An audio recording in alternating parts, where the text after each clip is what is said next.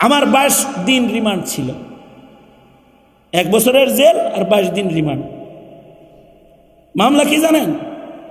মামলা হলো আমি বাইতুল মুকাররমের উত্তর গেটে ককটেল মেরে পালাইছি, এটা হলো মামলা আমার নামে। আমি ককটেল জীবনে কোনোদিন চোখেই দেখিনি, পত্রপত্রিকায় ককটেলের ছবি দেখছি, কিন্তু ককটেল চোখে দেখি নেই কোনোদিন। আর মামুনুল হকের মামলা কি জানেন? মানিব্যাগ চুরি, উনি মানিব্যাগ চুরি করছে। আমার মামলা হলো আমি ককটেল মারছি। আর জুনায়েদ আল হাবিবের মামলা হলো গাড়ি ঘুরাইছে। এইগুলো হলো মামলা। এই মামলায় আবার রিমান্ড কতদিন জানেন? এই সকল মামলার রিমান্ড 22 দিন, 48 দিন, 1.5 মাস রিমান্ড। আর এই রিমান্ড কত ভয়ঙ্কর! আমাদের মাদ্রাসার ছেলেগুলো যারা জেলখানায় হাজিরা দিতে আসে, ওদেরকে দেখবেন, যদি দেখতে যান দেখবেন ওদের হাত ওরা খুলতে পারে না, হাত এরকম কুকরানো মুসরান, কারণ প্লাস দিয়া চারিটাই না খুলে ফেলা হয়েছে, প্লাস দিয়ে। লটকায় রিমান্ড করা হয়েছে। তবে এই রিমান্ডের ভেতরে কিছু ভালো পুলিশও আসে, এমন পুলিশও ঢুকছে যাদের ভেতরে ঈমান আছে। এরা দরজা বন্ধ করে জড়ায় ধরে কাঁদছে আর বলছে, হযরত হাত পা বাঁধা, মাফ করে দেন। আছে। কিন্তু যারা নিজেকে বিক্রি করে ফেলেছে কারোর কাছে, তারা এসে বলে কি জানেন? তারা বলে কি, কাদিয়ানীদের সাথে একটু মিলমিশ করে চলা যায় না? আরে কাদিয়ানির সাথে কি মিলমিশ করে চলবো? আবার তাদের প্রশ্ন হলো, কাদিয়ানীরা কি আসলেই কাফের? এই কথা শুনলে তো ইবলিসেও হাসে, যে কাদিয়ানী কি আসলেই কাফের? বিসিএস ক্যাডার হয়ে কেউ যদি না বুঝে কাদিয়ানী কাফের, তাহলে তোমরা বলো যারা 16 বছর যাবৎ মক্তবের শিক্ষা থেকে বঞ্চিত, কিন্ডার গার্ডেন চালু করে মসজিদের ইমাম মুয়াজ্জিনদেরকে বিকল করে ঘরে বসায় দেওয়া হয়েছে, ছাত্রদেরকে কালিমাটা পর্যন্ত শেখার সুযোগ যখন সন্তানরা পায় না, এই সন্তানরা শাহরিয়ার চিনবে কেমনে? হাসানুল হক ইনু চিনবে কেমনে? বলো তোমরা আমাকে। তারা কিভাবে নাস্তিক চিনবে? তারা কিভাবে কাদিয়ানী চিনবে? তারা যদি এই ফিতনা না চিনে, তো ওরা তো এক সময় কাদিয়ানীর দোসর হয়ে যাবে, নাস্তিকের দোসর হয়ে যাবে।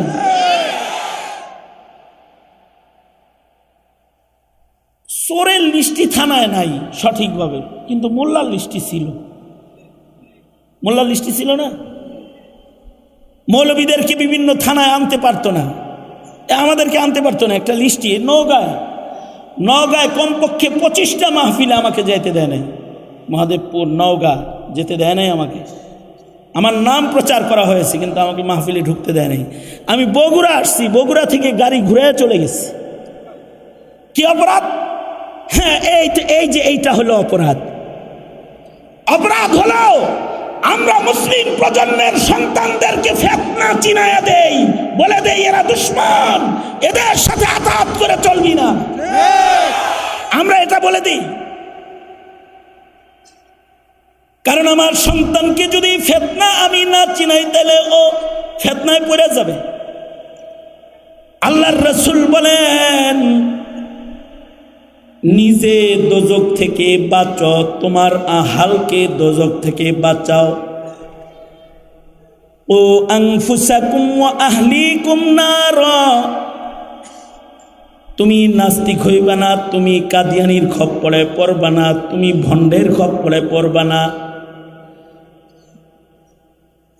তুমি অন্যায়কারীদের দলভুক্ত হয়ে তুমি অন্যায়কারীদের দালাল হইবা না, এবং তোমার পরিবারের কাউরে অন্যায়কারী হইতে দিবা না। তুমি জালিম হইবা না, তোমার প্রজন্মকে জুলুম করতে দিবা না। তুমি ইসলাম থেকে বাইরে যাবা না, তোমার প্রজন্মের কাউকে ইসলামের বাইরে যাইতে দিবা না। এ কারণে তলাবুল ইলমি ফরিদাতুন আলা কুল্লি মুসলিম, সব মুসলমানের এতটুকুন জরুরি ইলম শিক্ষা করা ফরজ, যার দ্বারায় ইমান চিনা যায়, ইমানের খেলাফ জিনিস চিনা যায়, যার দ্বারায় ইবাদত চিনা যায়, বিদআত চিনা যায়, যার দ্বারায় হালাল চিনা যায়, হারাম চিনা যায়। যতক্ষণ পর্যন্ত এই ফিতনা সম্পর্কে জাতিকে সুস্পষ্ট তুমি আমি না করব, ততক্ষণ পর্যন্ত তোমার আমার সন্তান প্রজন্ম নিরাপদ নয়।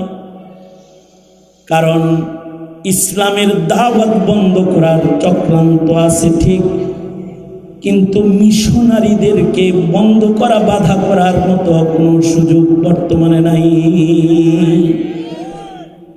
যাও পঞ্চগড়ে যাও, যা দেখবা হাজার হাজার মুসলমান কাদিয়ানি হয়ে গেছে। যাও নীলফামারী যাও, যা দেখবা খ্রিস্টান হয়ে গেছে।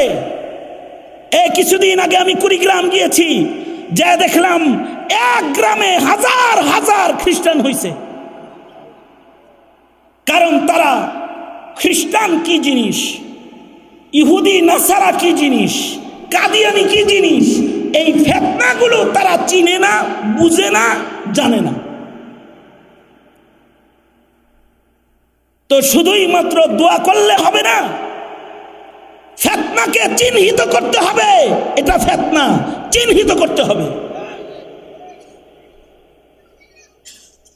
আর পাশাপাশি রাসূল বলে আমল করবা। কেউ যদি সূরা কাহাফ তিলাওয়াত করে, শুক্রবারের সূরা কাহাফের আমল যদি কেউ করে, তো আল্লাহর রাসূল বলেছেন আল্লাহ তাআলা তাকে দাজ্জালের ফিতনা থেকেও হেফাজত করবে। আর যদি সূরা কাহাফের আমল প্রতিদিন কেউ করে, প্রতিদিন সূরা কাহাফ তিলাওয়াত করলে যে ঘরে তিলাওয়াত হবে, এই ঘরের বাসিন্দারা নিরাপদ হয়ে যাবে, ফিতনা মুক্ত ঘর হবে।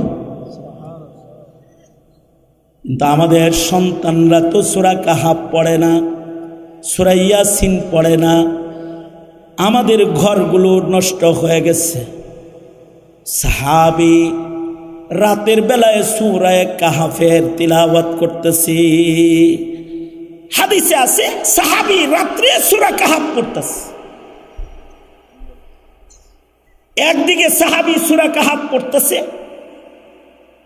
সাহাবীর কিছু চটি কথা, সাহাবীর পাশেই সাহাবীর বাচ্চাটা ঘুমায় রয়েছে,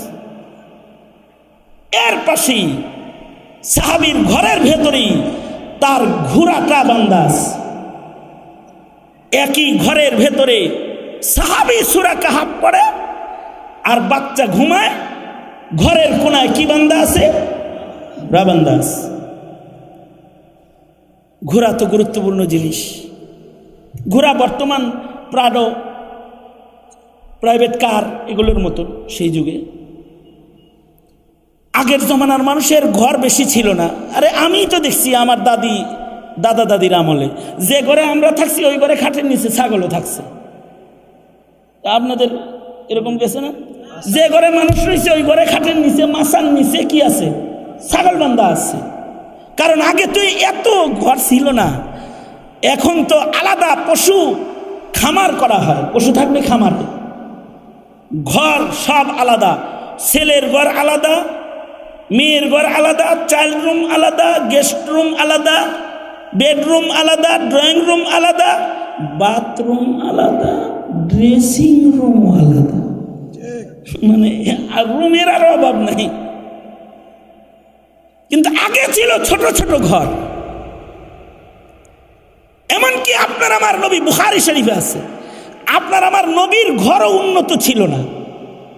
আপনার আমার নবীর ঘর কতটুকুন? এতটুকুন ঘর যেখানে মাত্র 4টি কবরের জায়গা আছে। হুজরায়ে আয়েশা,